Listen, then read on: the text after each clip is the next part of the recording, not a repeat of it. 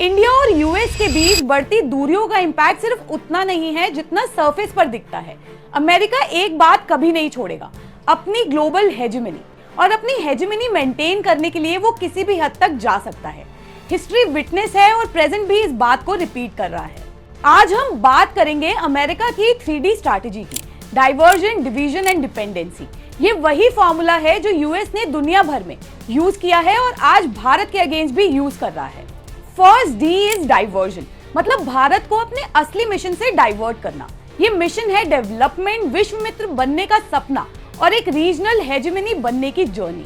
पर diversion actually हो कैसे रहा है? क्वाड के नाम पर चाइना के खिलाफ भारत को फ्रंटलाइन स्ट्रैटेजिक सोल्जर बना दो, पर मैक्सिमम फायदा यूएस का। यूक्रेन वॉर के चलते रशिया ऑयल इंपोर्ट्स पर सवाल उठाओ और continuously religious freedom, human rights, press freedom पर लेक्चर देते रहो। मकसद सिंपल है, भारत अपने राइट्स पर फोकस ना करे, बस क्राइसिस मैनेजमेंट में ही फंसा रहे। सेकेंड डी इज डिवीजन, मतलब भारत को अंदर से तोड़ना। यहाँ पर एंट्री होती है एनजीओज और बिलियनियर्स की। आपने जॉर्ज सोरोस जैसों का नाम तो जरूर सुना होगा। ओपन सोसाइटी फाउंडेशन के थ्रू उन्होंने ओपनली बोला था कि इंडिया में रेजिम चेंज की जरूरत है। एनजीओज फॉरेन फंडिंग लाते हैं और caste discrimination, minority rights, farmers protest, climate activism के नैरेटिव्स बनाते हैं। ये सब सिर्फ एक ही एम के लिए, जो भारत में इंटरनल अनरेस्ट क्रिएट करना है। वही प्लेबुक भारत में ट्राई हो रही है। यूथ प्रोटेस्ट को फंड करना, मीडिया से इमेज टार्निश करना और फिर रेजिम चेंज नैरेटिव्स बिल्ड करना। सेम स्क्रिप्ट यहाँ भी यूज की जा रही है। अब चलते हैं थर्ड डी की तरफ, जो है डिपेंडेंसी, मतलब भारत को हमेशा वेस्ट पर डिपेंडेंट रख। डिफेंस इंपोर्ट्स में फाइटर जेट्स और न्यूक्लियर फ्यूल, टेक्नोलॉजी में सेमीकंडक्टर्स और एआई, फाइनेंस में डॉलर।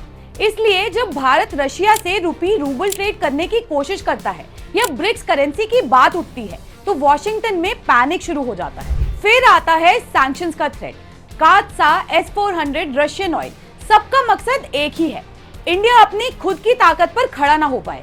ये स्ट्रैटेजी सिर्फ इंडिया तक लिमिटेड नहीं है, यूएस का ये पुराना फॉर्मूला है। ईरान 1953 CIA ने पीएम मुसादिक को हटा दिया क्योंकि उन्होंने ऑयल नेशनलाइज किया था। चिली 1973 साल्वाडोर अलेंडे की गवर्नमेंट को गिराकर डिक्टेटरशिप इंपोज कर दी गई। अरब स्प्रिंग 2011, लिबिया, इजिप्ट, सीरिया में ह्यूमन राइट्स के नाम पर रेजिम्स कोलैप्स कर दिए गए।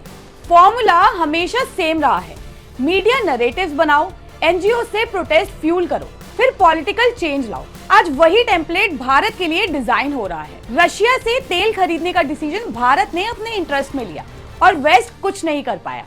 G20 में अफ्रीकन यूनियन को एंट्री दिलाई, वैक्सीन मैत्री से 100+ देशों की मदद की, ब्रिक्स प्लस एक्सपेंशन में लीडरशिप दिखाई। मतलब भारत किसी का पॉन नहीं बल्कि खुद एक सब्सटैंशियल प्लेयर है। और ये बात अब यूएस को भी समझ आ रही है। डाइवर्जन, डिवीजन, डिपेंडेंसी, ये यूएस की स्ट्रैटेजी है, पर भारत ने एक नया डी चूज किया है, जो है डिसीजन मेकिंग, मतलब अपना रास्ता खुद चुनना। और वेस्ट का असली डर यही है कि 300 साल बाद दुनिया के फैसले वॉशिंगटन में नहीं बल्कि दिल्ली जैसे शहरों में होंगे। अब सवाल आपसे है, क्या भारत को वेस्ट के प्रेशर से झुकना चाहिए या अपना इंडिपेंडेंट पाथ चूज करना चाहिए? कमेंट कीजिए, शेयर कीजिए और सच को सब तक पहुंचाइए ताकि कोई भी भारतवासी यूएस की 3D स्ट्रैटेजी का शिकार ना बन जाए। जय हिंद, जय भारत।